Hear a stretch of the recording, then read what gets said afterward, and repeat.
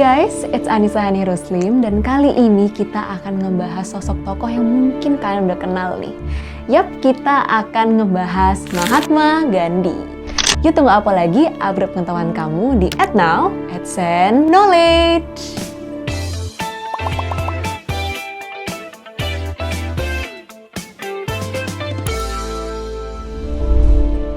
Mahatma Gandhi terkenal karena gerakan perlawanan sipilnya yang menekankan prinsip nirkekerasan.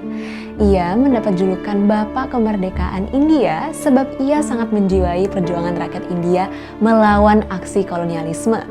Kepemimpinannya nih guys memainkan peran kunci dalam perjuangan India untuk meraih kemerdekaan setelah hampir 1 abad pemerintahan Inggris. Selain dihormati sebagai Bapak India, ia juga diberi gelar Mahatma yang berarti jiwa yang agung. Nah guys, Gandhi menjadi lambang perdamaian dan hak asasi manusia di seluruh dunia dan tetap menjadi salah satu tokoh paling terkemuka dalam sejarah hingga saat ini. Dilahirkan pada tanggal 2 Oktober 1869 di Porbandar, India, Gandhi dibesarkan dalam lingkungan keluarga yang religius dan tradisional. Mahatma Gandhi lahir dari pasangan Karamchand dan Putlibai Gandhi. Ia dibesarkan dalam sebuah rumah yang kaya akan nilai-nilai Vaishnavisme dan Jainisme yang menekankan pentingnya tidak menyakiti makhluk hidup, praktik berpuasa untuk penyucian diri, meditasi, dan vegetarianisme. Pada usia muda 13 tahun, Gandhi dijodohkan dan menikah dengan Kasturba sesuai dengan kebiasaan pada masa itu. Namun hidupnya diawali dengan kesedihan karena kematian ayahnya, diikuti dengan kelahiran anak pertamanya beberapa tahun kemudian. Gandhi kemudian berangkat ke London untuk belajar hukum, sementara istrinya tetap di India untuk merawat bayi mereka yang baru lahir. Namun nih guys, kembali ke India tidak membawa kebahagiaan karena ia mengetahui bahwa ibunya telah meninggal saat ia pergi. Dan segera setelah momen itu terjadi, ia menyambut kelahiran putra keduanya guys. Gandhi memang menghadapi masa-masa sulit di India di mana ia berjuang untuk mendapatkan pekerjaan sebelum akhirnya menerima tawaran kontrak 1 tahun sebagai seorang pengacara di Afrika Selatan pada tahun 1893. Kedatangannya di Afrika Selatan membuka babak baru dalam kehidupan Gandhi. Selama tinggal di sana, ia belajar tentang berbagai agama dunia dan mendalami teks-teks suci Hindu. Di tengah kehidupan yang keras dan sederhana, Gandhi mulai melepaskan diri dari kebutuhan akan barang-barang materi dan memusatkan perhatiannya pada pencarian spiritual dan keadilan sosial. Selama periode ini nih guys, Gandhi terus berkembang sebagai seorang pemimpin dan pemikir yang disegani. Pengalaman-pengalaman yang ia alami di Afrika Selatan, termasuk perlakuan diskriminatif terhadap penduduk India di sana, membentuk dasar-dasar dari filosofi perlawanannya yang berpusat pada prinsip nirkekerasan dan keadilan. Selain itu, pengalaman ini juga memperkuat komitmennya terhadap prinsip-prinsip spiritual dan kehidupan sederhana yang kemudian menjadi ciri khas dari gerakan perjuangannya di India. Gandhi menghadapi banyak diskriminasi rasial yang sebenarnya umum dialami oleh para imigran India di Afrika Selatan. Ketika ia diminta untuk melepas turbannya di pengadilan Durban, ia menolak dan meninggalkan ruang sidang sebagai bentuk protes.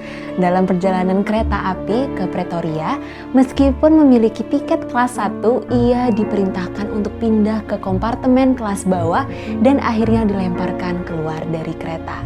Insiden ini menjadi titik balik bagi Gandhi dan memperkuat tekadnya untuk melawan ketidakadilan. Ketika Gandhi bersiap kembali ke India, ia bertekad untuk tetap melawan undang-undang yang akan mencabuk hak orang India dan bahkan nih guys mendirikan Kongres India Natal pada tahun 1894 untuk melawan diskriminasi tersebut. Setelah undang-undang yang semakin mendiskriminasi orang India disahkan pada tahun 1906, Gandhi memperkenalkan satyagraha sebagai metode perlawanan tanpa kekerasan. Nah, hal ini yang kemudian menjadi alat utama dalam perjuangan melawan pemerintah kolonial Inggris. Gandhi sendiri memimpin kampanye pembangkangan sipil selama 7 tahun di Afrika Selatan yang akhirnya memaksa pemerintah untuk bernegosiasi dengan dirinya setelah mereka mendapatkan tekanan dari Inggris dan India. Pengalaman ini tentu sangat mempengaruhi Gandhi dan memperkuat perannya sebagai seorang pemimpin. Setelah kembali ke India, Gandhi mendirikan sebuah ashram yang terbentuk untuk semua kasta.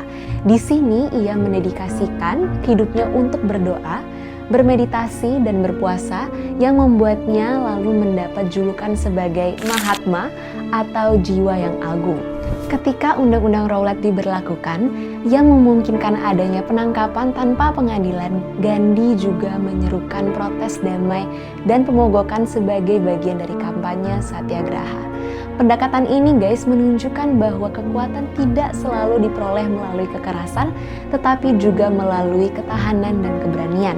Singkatnya, Gandhi mulai menjadi simbol perjuangan hak asasi manusia dan perdamaian di seluruh dunia, dan memimpin India menuju kemerdekaan dengan pendekatan non-kekerasan yang unik dan inspiratif. Gandhi terus berjuang melawan ketidakadilan dan kolonialisme selama perjalanan hidupnya.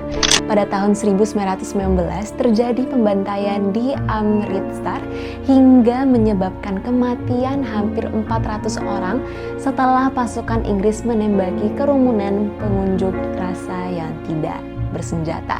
Kejadian ini semakin memperkuat tekad Gandhi untuk memimpin kelompok perjuangan. Pada tahun 1920, Gandhi menjadi tokoh terkemuka dalam gerakan kemerdekaan India.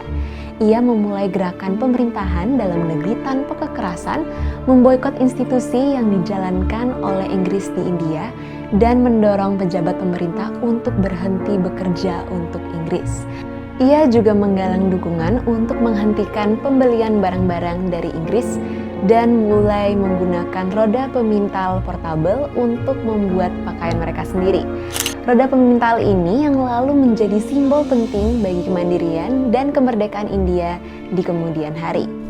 Gandhi juga memimpin kampanye Satyagraha yang berlangsung selama 7 tahun dan mematahkan ketakutan akan pemerintahan asing sehingga menyebabkan penangkapan ribuan satyagrahi. Namun, setelah kekerasan sporadis terjadi, Gandhi tiba-tiba mengumumkan akhir gerakannya sebab harus diadili karena tuduhan penghasutan nih guys. Meskipun dijatuhi hukuman penjara selama 6 tahun, ia dibebaskan setelah 2 tahun karena alasan kesehatan. Pada tahun 1930, Gandhi meluncurkan protes terhadap Undang-Undang Garam Inggris dengan melakukan Salt March yang terkenal. Dalam perjalanan sejauh 240 mil ini, ia dan ribuan pengikutnya tiba di Dundee, di mana ia melanggar hukum dengan mencoba memproduksi garam dari air laut. Aksi ini memicu protes serupa di seluruh India sehingga ia memperoleh perhatian internasional dan bahkan dinobatkan sebagai Man of the Year pada majalah Time di tahun 1930. Selama Perang Dunia II, Gandhi memimpin gerakan Out of India dan meminta Inggris untuk menarik diri dari India. Meskipun ia dipenjara selama 19 bulan lamanya, ia akhirnya dibebaskan karena alasan kesehatan. Namun perjalanan itu guys, dikala itu tidaklah mudah sebab istrinya meninggal di penjara tidak lama sebelum ia dibebaskan. Gandhi sangat menentang pembagian India menjadi 2 negara, India dan Pakistan, yang pada akhirnya tetap ia setujui. Sebab penyetujuan ini akan mengakhiri pemerintahan Inggris atas India karena setidaknya mereka akan mendapatkan hak kemerdekaan secara penuh. Setelah pemisahan India dan Pakistan pada tahun 1947, terjadi kerusuhan dan kekerasan antara komunitas Muslim dan Hindu yang mengakibatkan adanya pertumpahan darah besar-besaran nih guys. Gandhi dalam upaya untuk mengakhiri konflik dan mempromosikan perdamaian, memulai serangkaian mogok makan dan mengunjungi daerah-daerah yang bermasalah. Namun, upaya perdamaian Gandhi tidak dihargai oleh semua pihak. Pada tanggal 30 Januari 1948, saat dalam perjalanan ke pertemuan doa malam di rumah Birla di New Delhi, Gandhi diserang oleh Nathuram Godse yang kala itu menembaknya. Nathuram Godse adalah seorang ekstremis Hindu yang percaya bahwa Gandhi bertanggung jawab atas pemisahan India dan Pakistan. Pada hari berikutnya, dunia sudah kehilangan salah satu tokoh paling berpengaruh dalam sejarah. Nah, gimana guys? Seru banget kan ceritanya? Jangan lupa untuk follow semua media sosial @san.id. Sampai jumpa di tema menarik di episode berikutnya. Salam pintar!